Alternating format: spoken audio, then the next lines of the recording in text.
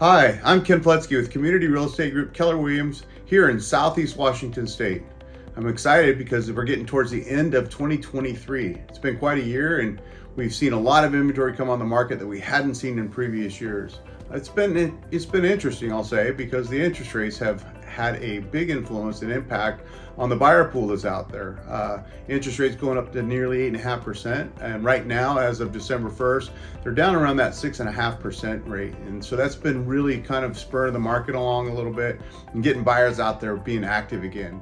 And interest rates is definitely something we can't control here locally, so we have to just adapt and work with it as best we can. So sellers are pretty motivated, and they're starting to be a little bit more flexible on prices or terms or incentives and that type of thing. Let's jump into it. So the monthly active are a number that we watch to tell us what our inventory count is. And as of December 1st, it was 993 homes, and that's down a little bit from last month, but it's already jumped over 1,000 homes again this month, and that just ebbs and flows. Last week we had 107 new homes come on the market, and only 8 of those went under contract, and we'll see that number of declining pendings here in a second when we get to that slide. So the active residential average prices are out, and we've been watching the new construction kind of slowly decline or lower prices throughout the year. I mean, it started up in the $636 average range, and right now we're down in the $558,000 average range. So part of that is because the prices have come down, materials have come down, and things like that. The other part of that is the builders kind of had to do a pivot and started building some little bit lower or smaller houses, and maybe cutting some of the amenities out of the homes that were part of their standard package before. So we're watching that closely. We think that they've kind of hit a level pricing field, so we will watch that. The resale market, or the total market, is the numbers have just been kind of all over the board, up and down different months. And of course, because homes coming off the market are selling, that number has kind of evened out. It's about $533,000 right now on the total market of average price active homes. The interesting number about active homes too is it takes about a little over 90 days right now for an active home, average active home, to get a contract, and then you have a closing date on that. So expect a little bit longer time on market if you're a seller. Buyers also might be giving you an opportunity for a seller that's been on the market a little bit to get out there and take advantage of that, and maybe craft an offer that might be a little advantageous to you. So on the pendings, we've been watching the pendings, like I was mentioning earlier, kind of slowly decline. I mean, we typically have an arcing trend line over a year's period. I mean, the beginning of the year is a little bit slower, and the very end of the year is a little bit slower as far as solds, and then of course that's relative to what's going into contract, the pending properties, and part of the seasonal. So we do understand that, but when we're in a low inventory, we seem to be climbing, and right now we're in a higher inventory, so that number has dropped a bit. It's about 374 pended properties on the market, and about 1/3 of those are actually new construction. So that's kind of an interesting tell too, because the new construction is what's going to help us with the housing shortage that we've been in across the country, and yet it seems to be sustaining in the 1/3 of the pended property, so that's good. But I still think that we need lots more new homes, townhouses, condos, things like that. And if you listen to any national economists that are talking about things that affect affordability, and inventory is definitely one of them. Supply and demand, well, we've all heard that since we've been in high school. So it's something to be watching, and we're going to be continuing to watch that. Average prices for those pendings, the new construction has, like I said, in the actives, has dipped from the beginning of the year to now. Pendings has done the same thing. 624 was the average pended price in January of this year, and today it's $516,000. So not quite as high as the actives. The drop's been a little bit more significant there. Those homes are still on the market, and the pendants are in contract. So you can kind of see that. But over the last several months, it's been fluctuating between that 490, 520, 530 range in new homes. Now, resale market, we're still at 445,000, and it seems to me we've been like that for the last 5-6 months. We've been hovering in that, and so when people say it's very stable market, I mean it's because the pricing hasn't substantially dropped And unless you were a builder, and that builder product is someone that is in the business to sell houses, right? I mean, they're not emotionally tied to the outcome. It's more about financially, and they have to sell product in order to survive and continue to build in their businesses. So that is something that we are watching. We're paying attention to it. We are seeing the average price there, and the average sold price is going to be very similar to that too. So let's take a look at that.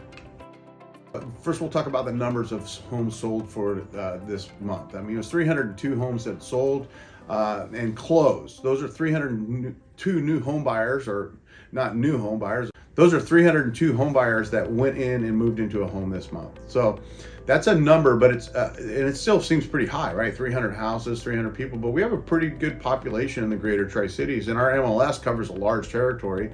So 300 in the greater, scheme of things of 300,000 people is not very many, right?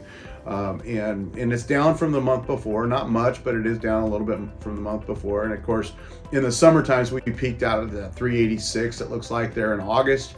And we're kind of doing the arcing seasonal shift, or we're kind of doing the arcing pattern of real estate, which is slow in the springs until it ramps up in the summers, and then slows down in the winter, and that type of thing. So new construction, you can see that it's been staying fairly level, 60, 63, 68, 72, kind of in that kind of level month range. Just doesn't seem to have fluctuated, but it is a significant jump from the 42 we did in January. So it's 20 more new homes closed last month than they did in January. So we do have some new subdivisions coming along. I know Community Real Estate Group, our team here, we have one in West Richland that's coming out. We have one in Pasco, a new phase that's coming out in the Seven Sisters subdivision in Pasco. Our builders are super excited to get more lots. They kind of started getting a little momentum, so it's fun to watch, and a lot of new homeowners going into those neighborhoods. So the average sold price, let's look at that, and we're going to see what those look like. For new homes is about 480,000, right? And we saw the pendings. The average price was 515,000. We don't know the final outcome of those closed prices because they could have been negotiated on price or terms, right? But when we look at the overall sold price data for November, this is as of December 1st. This is the first 11 months of the year chart here. We're looking at about 480,000, and that total market 447,000 is right in line with the pended numbers that we saw. And when we look at those two, we're kind of, we don't know the outcome of what the pendants will sell for, or the closed price will say. But when we see this average here, we're kind of expecting that they'll be still similar, maybe a little bit off the list price, but pretty close. So that's something to be watching. One of the numbers that's been staggering to me, and it's one that we always watch, and we predict our next year's budgets and models and things like that, is what the total number of homes sell. And how does Community Real Estate Group get our fair share? Well, it's working with people like yourself, right? It's people that trust us, that look at us as an advisor and a consultant, someone that's going to help them get in there and market the property, find a buyer, and close the deal. That is part of what we do, and getting those homes out there on the market and exposed is part of our job, and we pride ourselves in how hard we work for our clients. So but the numbers that you're looking at when we start to look at the total number of homes sold for the market is down significantly. I was listening to a national economist, Lawrence Yun, the NAR chief economist, the other day on a webinar, and he says we're about 18% down. And these numbers kind of show us that we're pretty close in line with nationally. I mean, in 2021, we sold 5,500 homes, and last year we sold 4,486 homes. This year we're 1,000 homes off right now, but we still have 374 pended homes. I don't think all of those are going to close here in December, but we will get some that will be closing, because the market just seems to be moving still, and the interest rates are starting to cooperate. Now, if that number does hold true and we get another 300 or so homes for the market, we're going to finish somewhere around 3,800 homes for the year. And that is down a bit from last year. So we're watching that closely. I mean, it just means that the interest rates have kind of slowed our market down. So buyers, if you're out there and you're looking to be, getting into a home, I don't think I would wait till 2025. I don't even know if I would wait for very much longer at all, because what will happen when the interest rates do drop, The inventory is also going to drop because more buyers will be out there competing with you. So if you can qualify for the monthly payment on a home and you have the ability with the down payment saved up and the closing costs saved up, we want you to get out there and get active. Give us a call. We'll coach you through it. We'll walk you through it. We'll team you up with one of our great lenders, and we'll have a strategy and a plan on how you can buy a house here in 2024, because we're expecting the market to continue with much of the same. The rate's probably going to be around the 6.5%, 6.3% rate through 2024. The election's coming. We know that politics does play a little bit of a role in that. If there is any change in that, what the feds say about interest rates. So keep paying attention to our channel, subscribe to it, give us a call. We'll do a one-on-one consultant. We'll tell you a little bit about your micro neighborhood. This is macro numbers. This is the entire MLS in our area.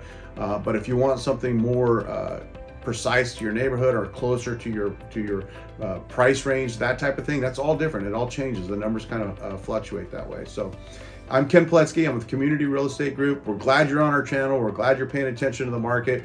We want to educate, advise, consult our clients first, and then, of course, go out and help them achieve their goals and dreams. So give us a call, subscribe to the channel. Our website's communityrealestategroup.com, or you can reach us at 509-420-4990, and you can always just email me or leave a message below. Thank you very much and have a great day.